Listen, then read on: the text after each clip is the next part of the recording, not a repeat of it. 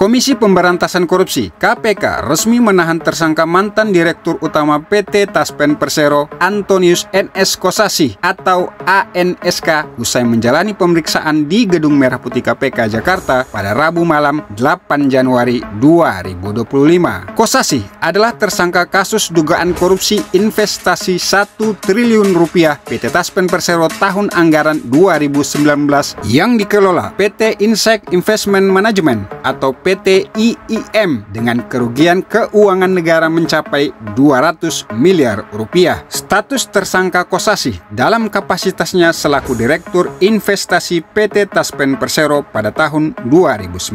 Selain Kosasih, KPK juga menetapkan Ekyawan Heri Primarianto atau EHP selaku Direktur Utama PT IIM sebagai tersangka. Oke.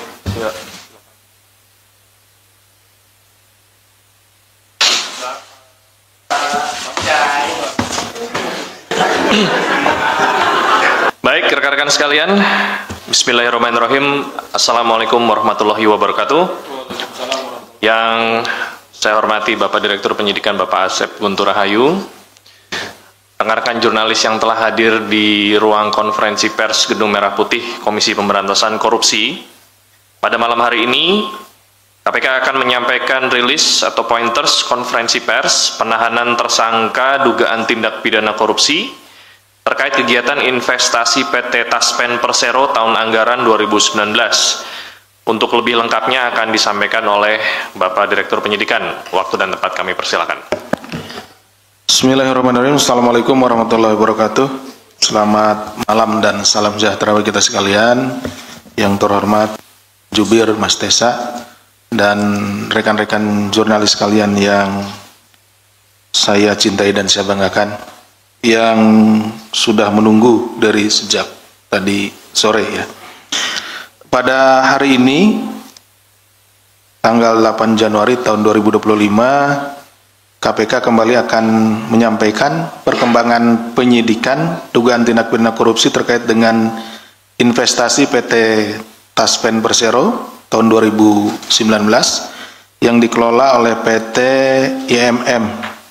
KPK selanjutnya telah menetapkan ANSK selaku Direktur Investasi PT Taspen Persero dan kawan-kawan sebagai tersangka dalam perkara ini.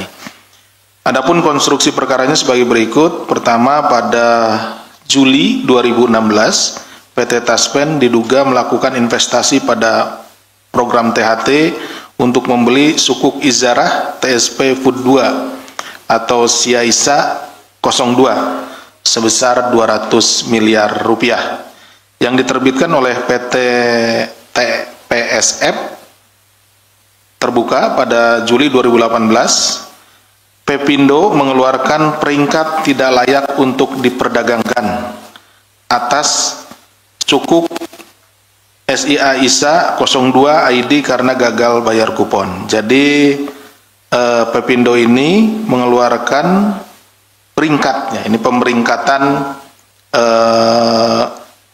efek ya. Jadi lembaga pemeringkatan efek ini mengeluarkan pemeringkatan tidak layak untuk diperdagangkan. Ini dari 2016 ke 2018. Sebetulnya berarti sukuk Izarah ini yang nilainya 200 miliar ini tidak layak untuk diperdagangkan. Ya, ini berdasarkan pemeringkatan dari Pepindo. Selanjutnya pada Agustus 2018 terdapat proses pengajuan permohonan PKPU ke Pengadilan Niaga di Pengadilan Negeri Jakarta Pusat dan dinyatakan sebagai PKPU tetap terhadap PT TPSF oleh PT TSM. Pada Januari 2019 tersangka ANSK diangkat menjadi Direktur Investasi PT Taspen Persero. Dan pada April 2019, PT Taspen membahas opsi perdamaian PKPU yang dihadiri seluruh direksi termasuk tersangka ANSK selaku Direktur Investasi. Dalam rapat tersebut dibahas mengenai proposal perdamaian. Jadi digugat untuk dipilotkan. Dalam rapat tersebut, Direktur Investasi memberikan gambaran skenario tindak lanjut terhadap sukuk 2 TPSF, yakni opsi untuk tetap pada sukuk dengan jangka waktu yang diperpanjang selama 10 tahun atau opsi lainnya. Mengubah sukuk menjadi saham bersama dengan PT TSM yang kemudian diubah menjadi unit penyertaan pada reksadana PT TSM. Pada rapat ini, tersangka ANSK selaku Direktur Investasi menanggapi pertanyaan dari Direktur Utama, yakni opsi terbaik adalah mengkonversi ke reksadana. Gitu. Jadi disampaikan oleh saudara ANSK bahwa opsi terbaiknya adalah mengkonversi ke reksadana.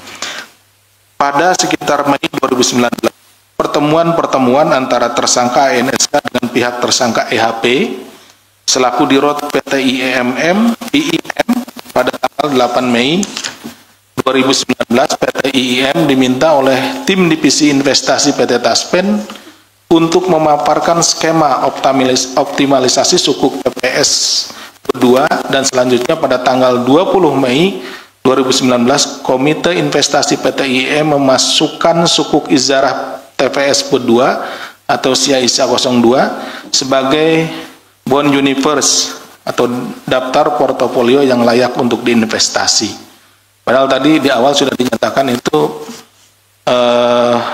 tidak layak untuk diperdagangkan. Ya.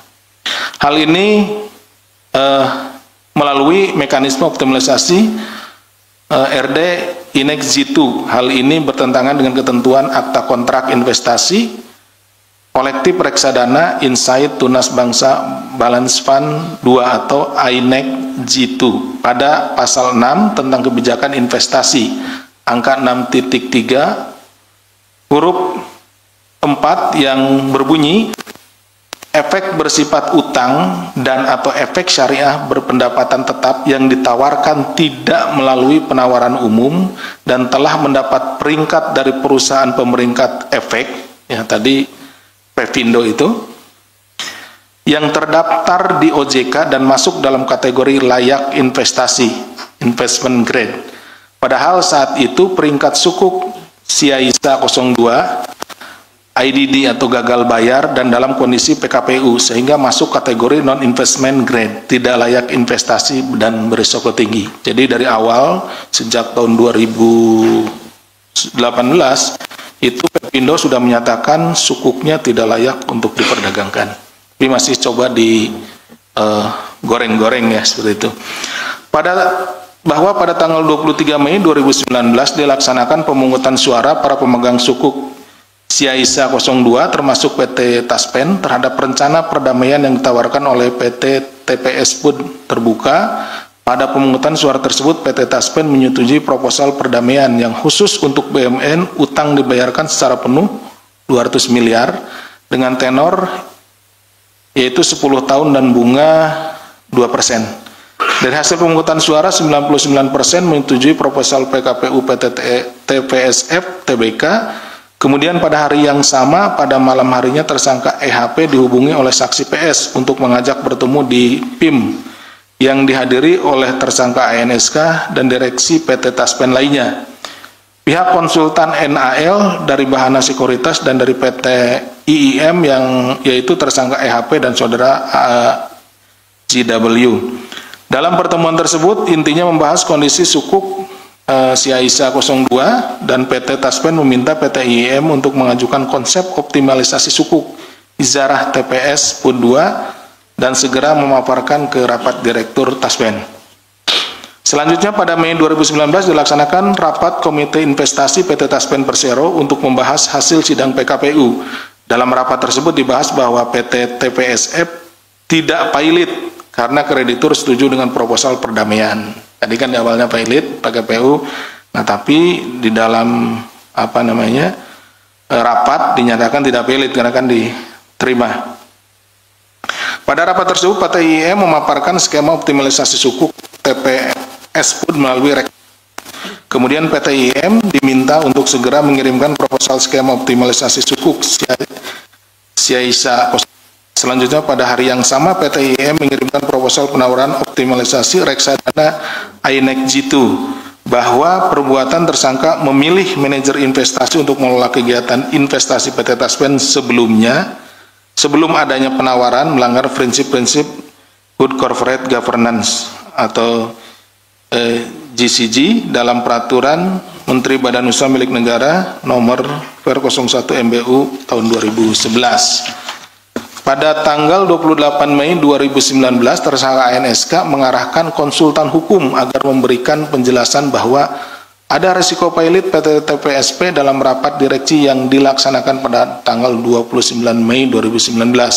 Selanjutnya pada tanggal 29 Mei 2019 dilaksanakan rapat komite investasi, di mana keputusan rapatnya adalah optimalisasi aset investasi melalui reksadana dan memilih PT IEM karena satu-satunya manajer investasi yang memiliki cangkang yang siap. Keputusan rapat tersebut adalah memutuskan untuk menyetujui rekomendasi komite investasi yang sudah memperhitungkan hasil advisory, bahana sekuritas dan firma hukum tumbuhan dan partners untuk melakukan optimalisasi obligasi sukuk ijazah TPS pun melalui investasi pada instrumen reksadana campuran Insight Tunas Bangsa Balance Fund 2 sebesar 1 triliun yang akan dilakukan pada tanggal 31 Mei 2019.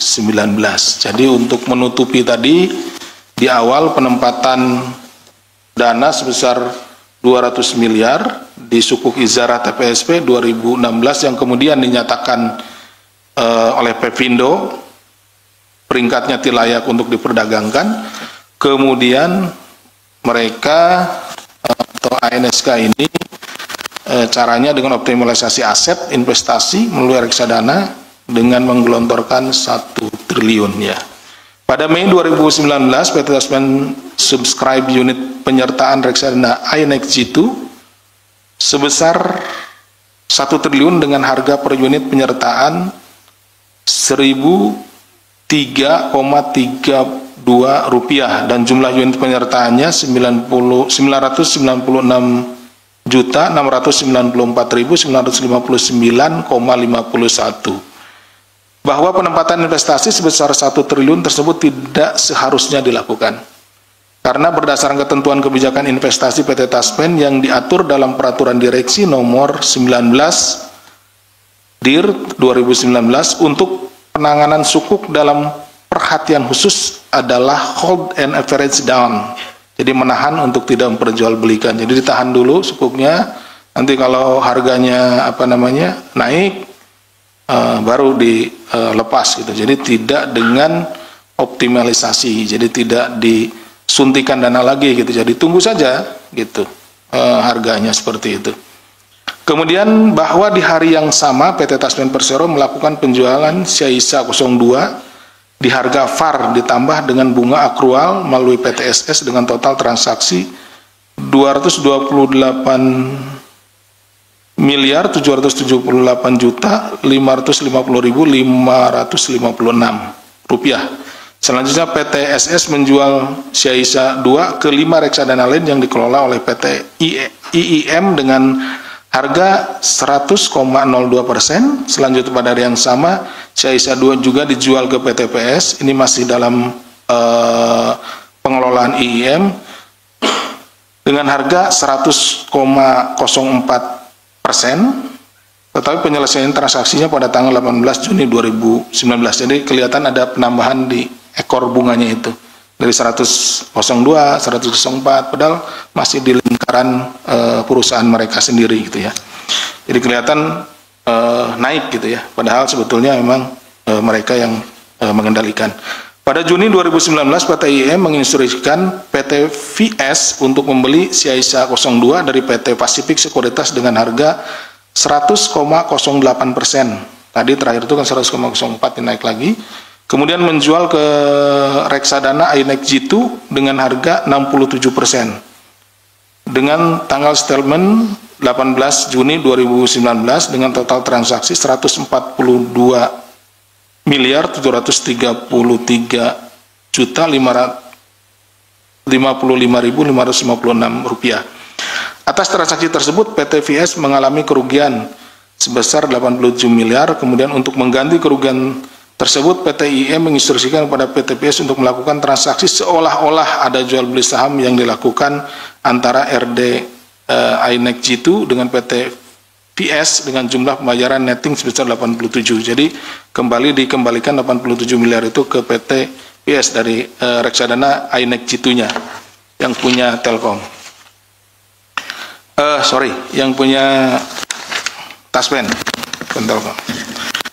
Tentang waktu 21 Agustus 2019 sampai dengan 4 November 2019, Siaisa 02 di cut loss dan dibeli kembali oleh reksadana lain yang dikelola PT IIM dengan harga 3-5% melalui anggota bursa PT VS dan PT BS akibat transaksi pemindahan sukuk Siaisa 02 dari hasil dari monitoring dan evaluasi reksadana INEC Jitu. Kinerja reksadana INEC Jitu pada tanggal 31 Oktober 2019 telah mencapai titik terendah karena reksadana telah merealisasikan obligasi sukuk Siaisa dengan nominal 200 miliar dengan harga penjualan sekitar 3-5%, sehingga secara nominal telah merealisasikan kerugian sebesar 191,64 miliar ditambah dengan kerugian bunga sebesar 28,78 miliar.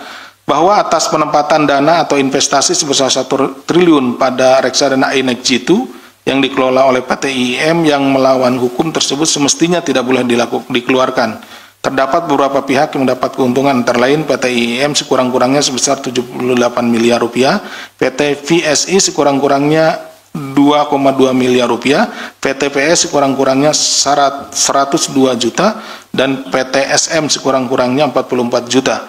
Pihak lain yang terafiliasi dengan tersangka NSK dan tersangka EHP. Bahwa atas rangkaian perbuatan melawan hukum yang dilakukan oleh tersangka ANSK bersama-sama dengan tersangka EHV tersebut diduga telah merugikan keuangan negara atas penempatan dana investasi PT Taspen sebesar 1 triliun pada RD INEC Jitu yang dikelola PT IMS tidak-tidaknya sebesar 200 miliar rupiah. KPK selanjutnya melakukan penahanan kepada tersangka NSK dan untuk 20 hari pertama terhitung sejak 8 Januari sampai dengan 27 Januari 2025. Penahanan dilakukan di rutan cabang gedung KPK Merah Putih. Ini menegaskan saja. Jadi sebetulnya begini, PT Taspen sebelum ANSK ini jadi direktur investasi, ya, itu sudah menempatkan uangnya senilai 200 miliar itu di sukuk ijarat TSP Food 2 atau Siaisa 02 ya. Nah, ini tahun 2016 ya. Kemudian di Juli 2018 itu dari Pepindo, ini penilai efek Indonesia, PT Penilai Efek Indonesia, kan dilihat peringkatnya nih. Sukuk ijarah TSP Food 2 atau Siaisa 02 ini tidak layak untuk diperdagangkan karena IDD itu gagal bayar kupon, disebutnya tandanya IDD gitu, gagal bayar kupon gitu. Seperti itu. Nah, kemudian setelah ANSK masuk sebagai direktur investasi, ini sama yang bersangkutan itu dicoba untuk skemanya di ini, tapi menyalahi aturan yang sudah ada. Gitu. Seharusnya untuk yang sukuk yang demikian itu dengan menggunakan sistem hold and average down, gitu, menahan dan tidak menjual belikan. Jadi biar aja nanti ditahan sukuknya, tahan dan tidak diperjualbelikan sampai nanti ada misalkan naik lagi nilainya seperti itu. Kalau naik lagi nanti tinggal dilepas gitu, seperti itu. Nah ini tidak, gitu. Dia justru menyuntikkan sejumlah dana itu melalui PT YMM, itu manajemen investasinya. Jadi dia tunjuk, ya, ini penunjukan juga tidak melalui pemilihan gitu. Jadi langsung ditunjuk langsung PT YMM untuk menempatkan uang senilai 1 triliun gitu, seperti itu. 1 triliun. Ya? Iya. Jadi yang di awal sudah ada yang 200 miliar, kemudian ini juga disuntikan 1 triliun. Jadi pola ini itu tidak sesuai dengan apa yang sudah digariskan, seperti itu. Dan kemudian si Siaisa 02 ini supaya terlihat ada peningkatan ya dari si manajemen investasinya ini, ini dibeli gitu, artinya dijual gitu, dengan ada kenaikan 0,2%, 0,4% gitu, terus seperti itu. Jadi kelihatan ada, oh ya ininya naik gitu, seperti ini. Nah, padahal itu diakali gitu, ya di perusahaannya mereka sendiri, seperti itu. Pada akhirnya ya harus menanggung kerugian gitu, seperti itu. Kalau dilihat kinerja perusahaannya selama itu kan jadi positif gitu, seperti itu. Dengan penjualan seperti itu, kelihatan performa dari perusahaan itu oke gitu, bagus jadinya seperti itu.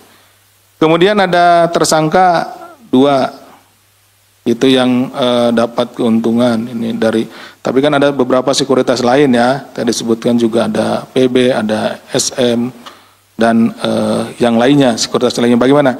Itu sedang kami dalami juga. Jadi sedang kami dalami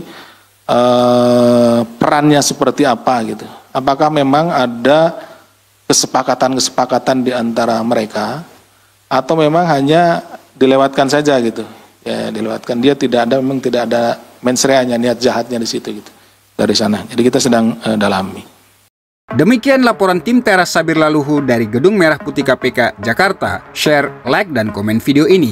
Ingat juga, subscribe dan like kanal YouTube Teras Sabir Laluhu serta nyalakan loncengnya untuk mendapatkan berita-berita selanjutnya.